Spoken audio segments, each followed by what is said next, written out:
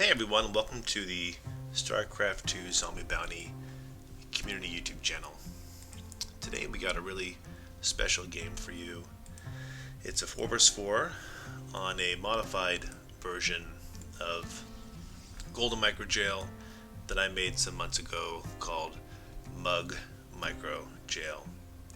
Basically, it's a map that kind of removes those walls between players, adds an expo and a little wall here, and then puts the bases up on high ground. And so this is a real exciting game. This map is left versus right.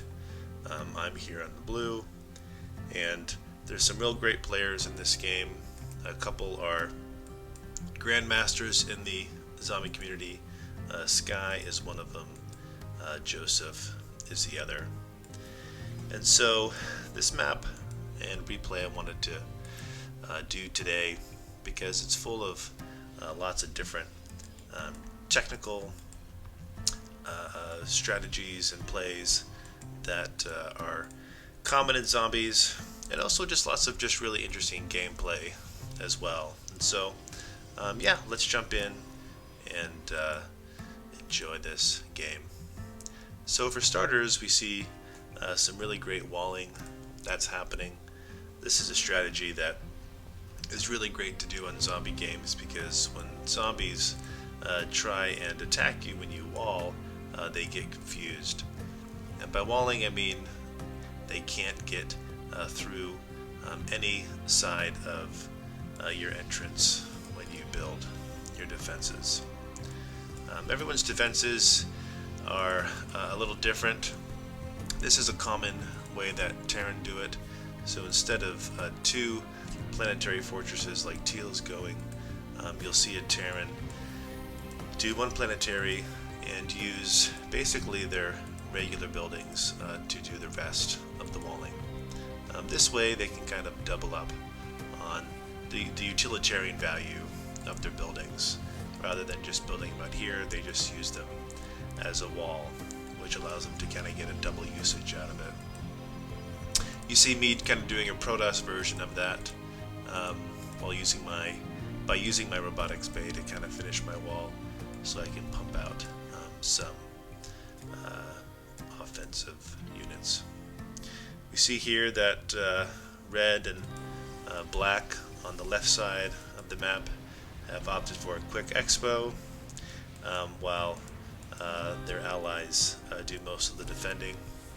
This is a common strategy for some maps where one player will do the defending while the other player will do the macroing up. The macroing up is basically just slang for, tiering up to higher level units and getting an expo. And so here you see Teal kind of doing that, yellow kind of doing that for gray or Tryagain, and then I'm doing that for my ally Raccoon. And so now we see Teal starting to tier up.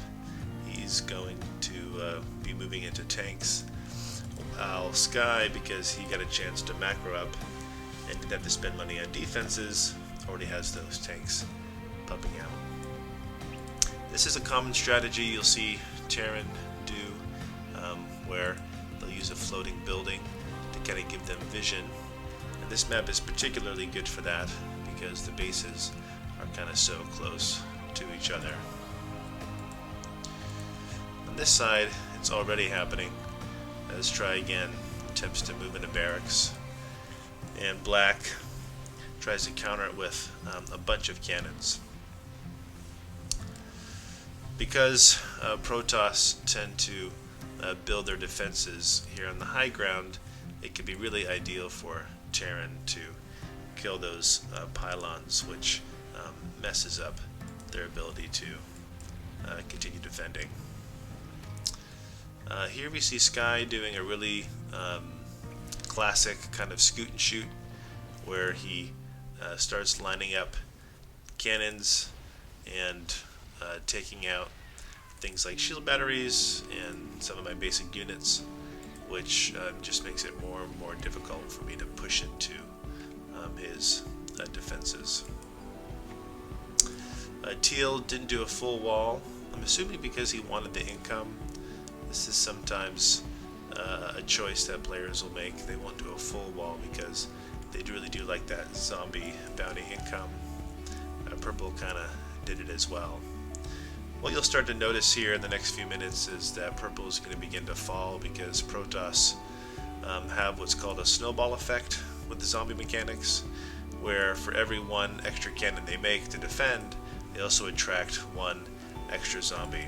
And that's because zombies are distributed by the number of buildings a player has, not by the number of units they have. So Teal here is just attracting 2 zombies with both these planetaries, while black and purple are attracting a dozen because they need so many to defend the zombies. I have completely walled, and so you'll see here that I'm not getting nearly as many zombies because when you wall, the zombies can't target the units behind the wall. Excuse me, the buildings behind the wall, so you tend to get less of them based on that distribution mechanism I described.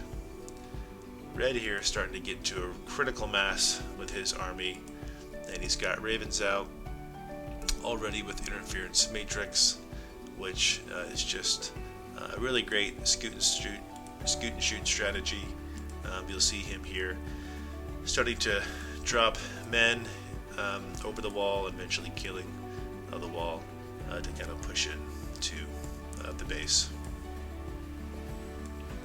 Teal continuing to essentially handle all the zombie defense, giving his ally Sky complete authority and independence to attack.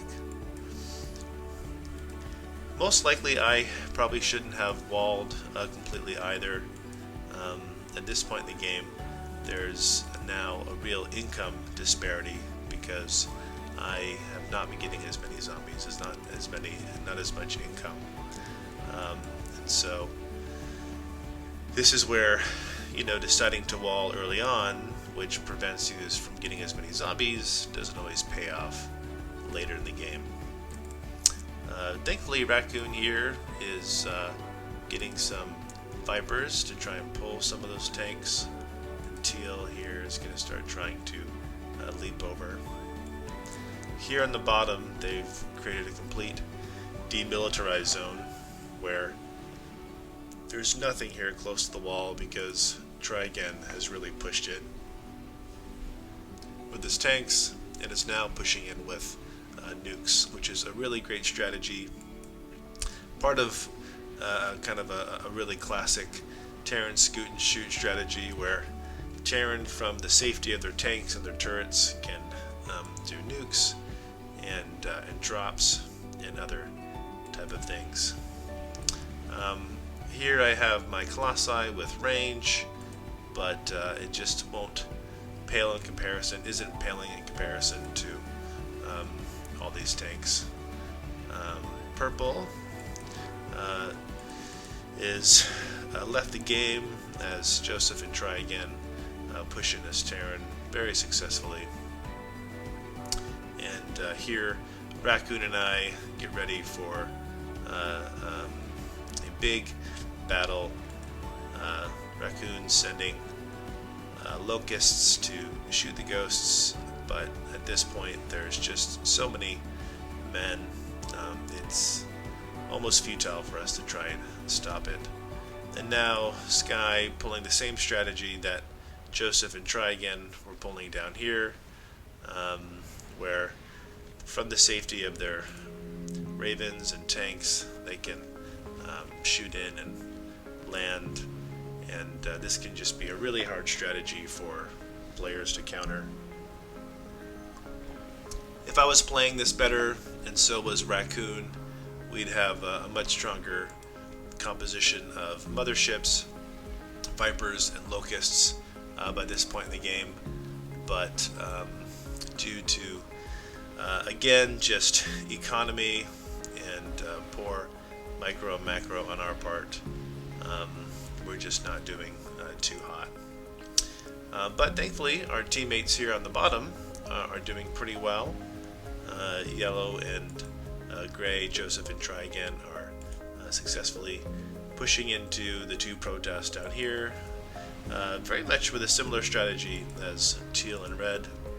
Teal has now gotten a beautiful critical mass of tanks here, so he can now start joining in with Sky and finish us off very easily.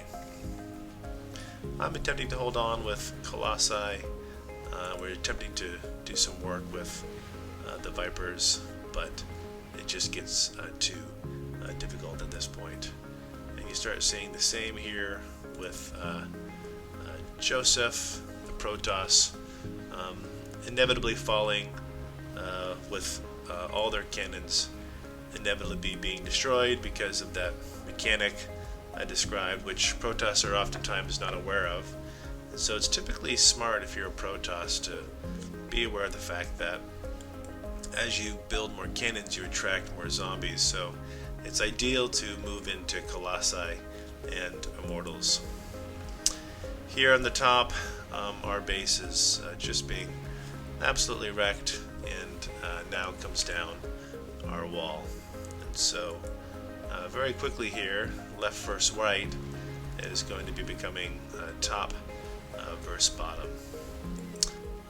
But one thing that happens when you open up this wall, or any wall on a map where there's now two entrances, is you'll see zombies coming from the right into the player's base here on the left. And so that's just a little mechanic that can sometimes be important to be aware of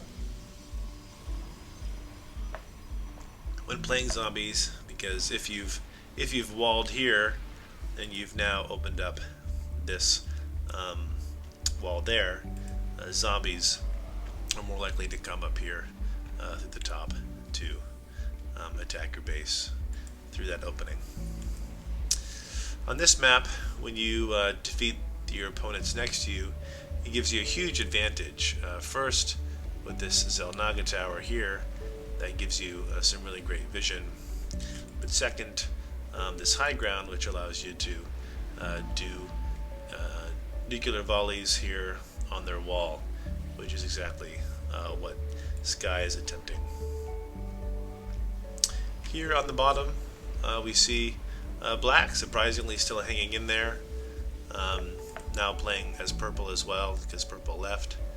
So he is trying his best to make use of both bases.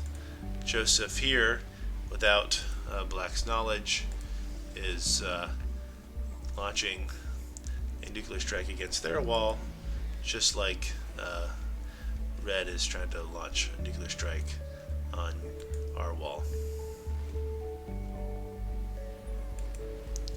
So both nukes are successful.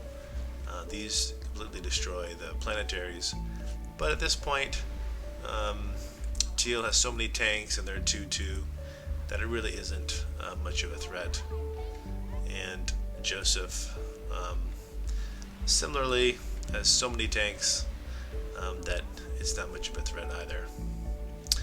At this point in the game, Tryagain has left, and so I have taken over playing Tryagain. So you'll see Tryagain still moving and building, and that's because I'm playing him.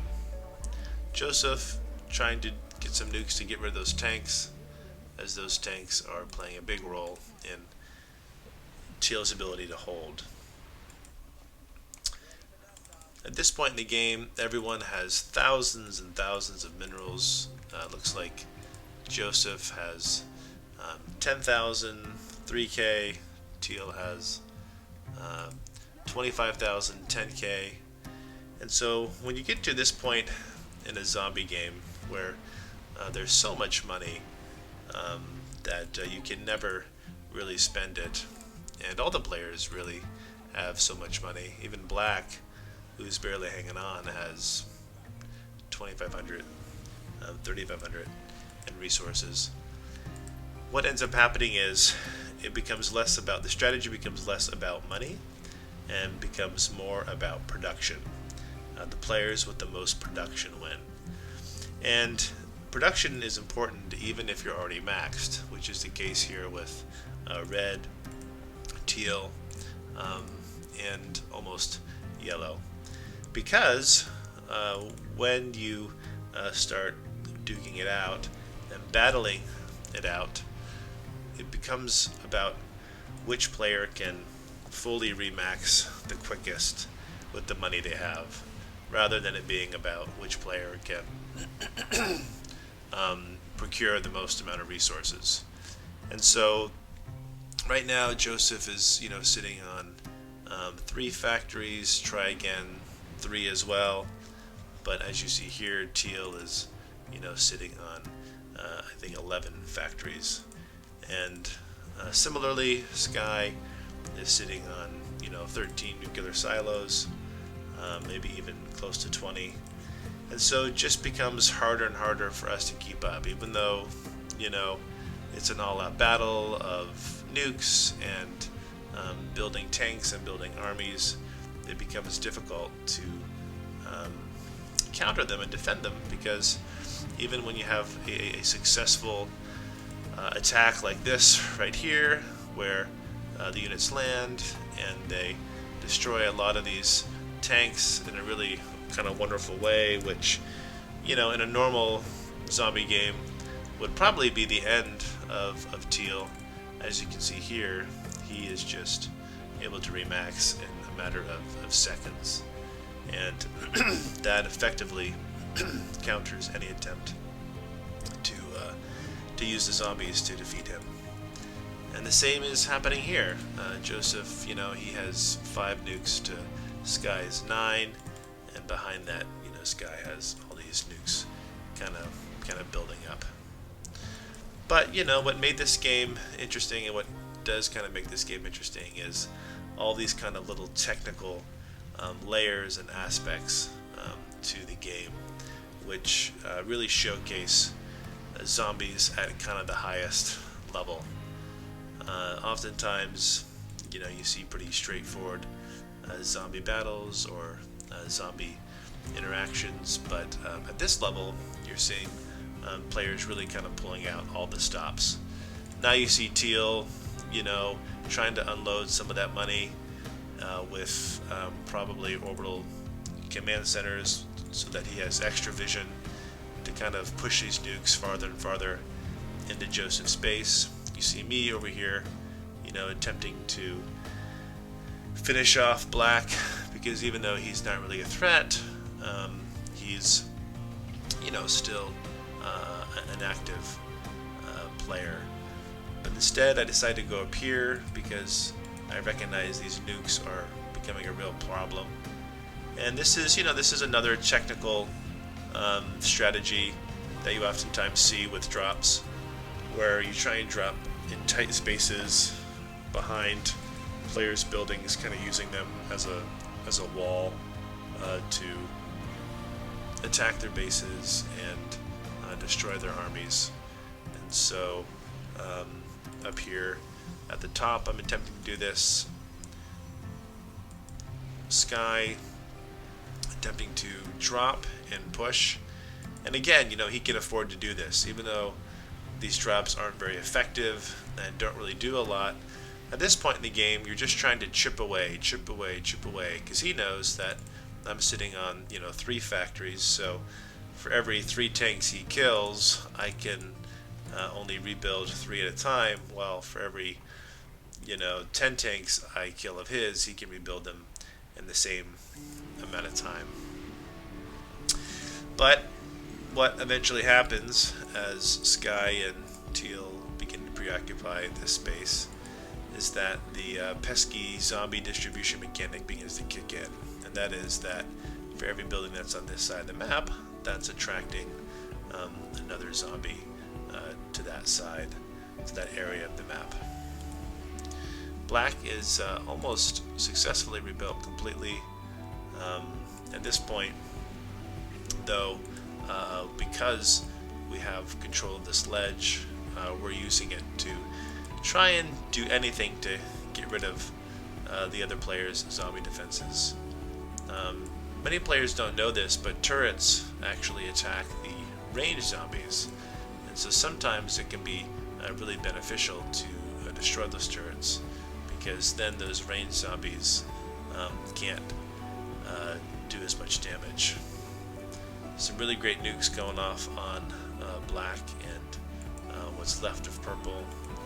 It looks like teal has completely transitioned into Thor's, and Joseph and I are just hanging on for dear life. But again, we have so little room that we can only do as much as we can. I've decided now to push directly into black to try and finish him off, because I'm realizing that we need the same advantage that Sky and Teal have. Sky and Teal have all this extra space. Teal's now up to almost 20-25 factories, and so he has all this space for remaxing. So I'm trying to do the same thing here, get rid of black so we can get our area as well in order to expand our production. But as you can see here, teal and red are really far ahead. However, they are spread quite thin. Red and teal are having to defend two sides of the map, and as you can see, that's causing a bit of a zombie defense problem. They're having a hard time having all these Thors and tanks over here on the right, and all these tanks over here on the left. And so this is part of what can happen sometimes when you are trying to hold two fronts. You don't always have enough army to do it. And this allows players to take advantage of that. As you see here, Joseph is taking advantage of the fact that teal has had to move his whole army over here to the left to start trying to push over here on the right.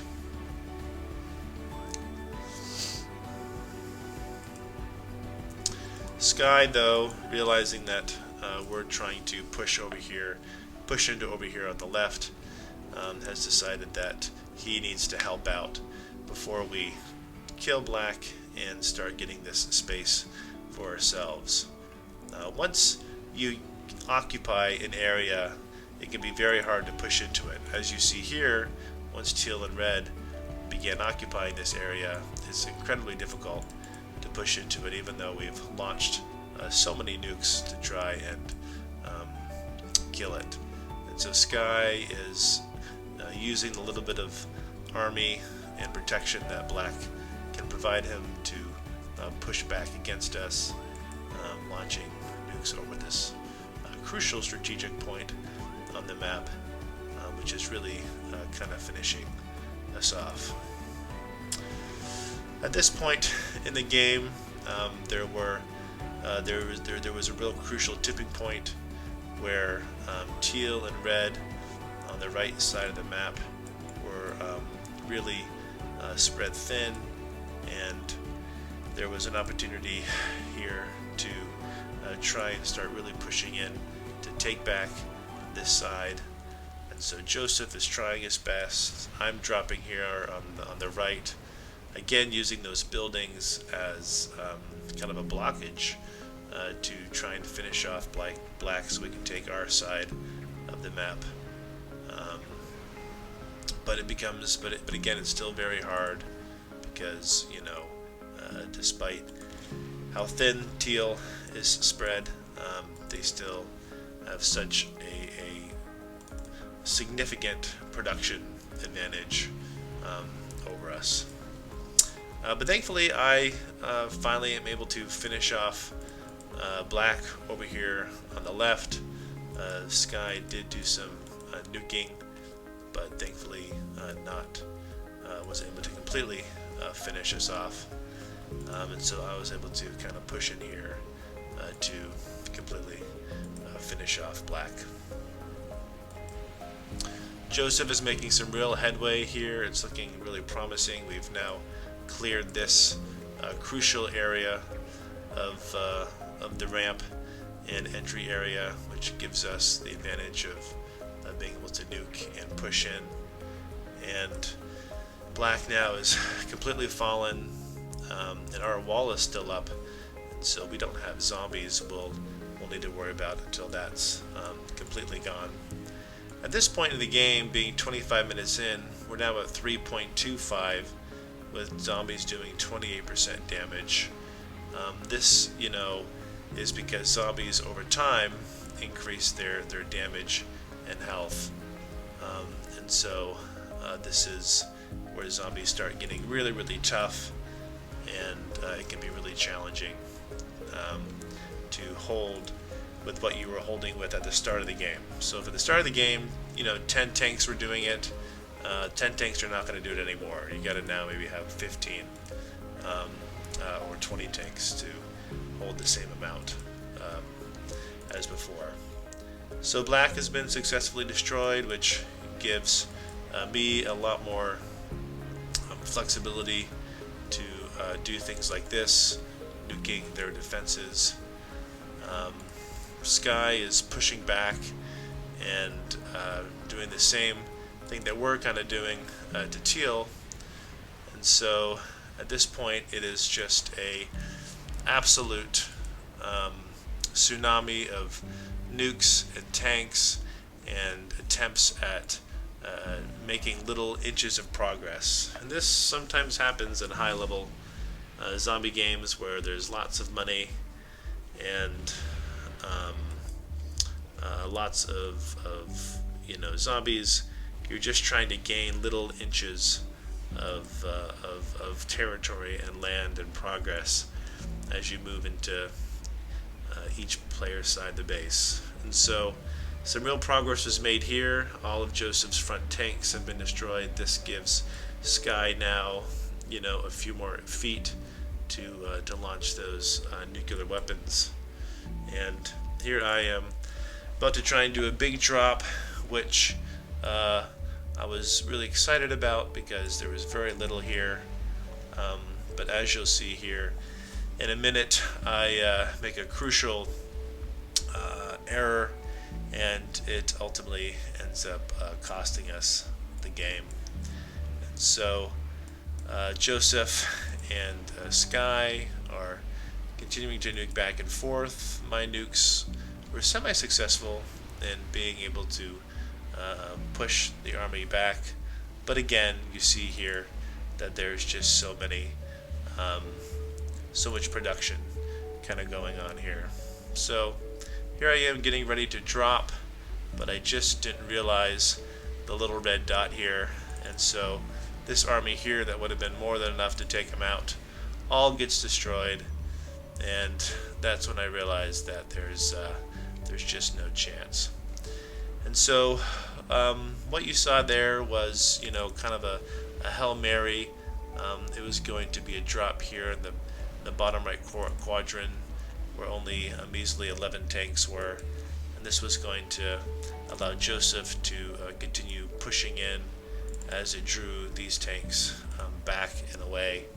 But that crucial nuke that took out my army just ended the game, and or defeated any chance of us ending the game. And now black is completely rebuilding, and so now it's 3-2. And here in the next couple minutes, the game is officially over, as now they are in complete control of the top of the map. Black is rebuilding.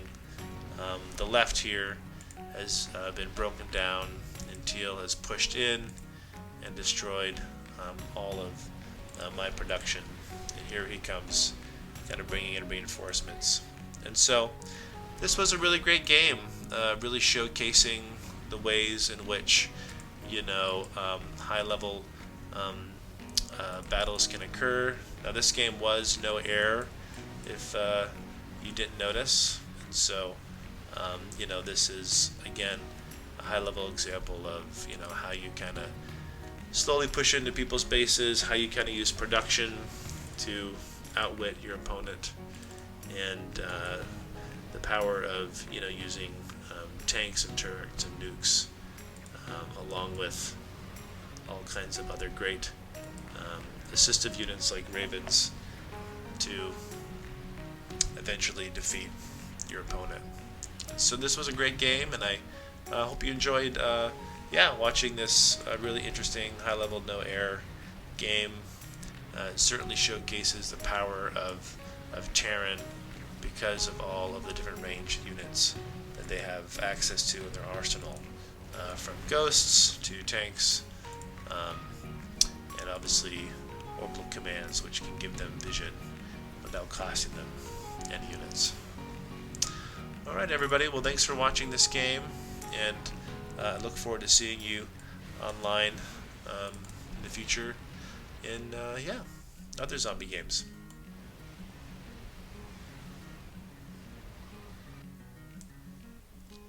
GG.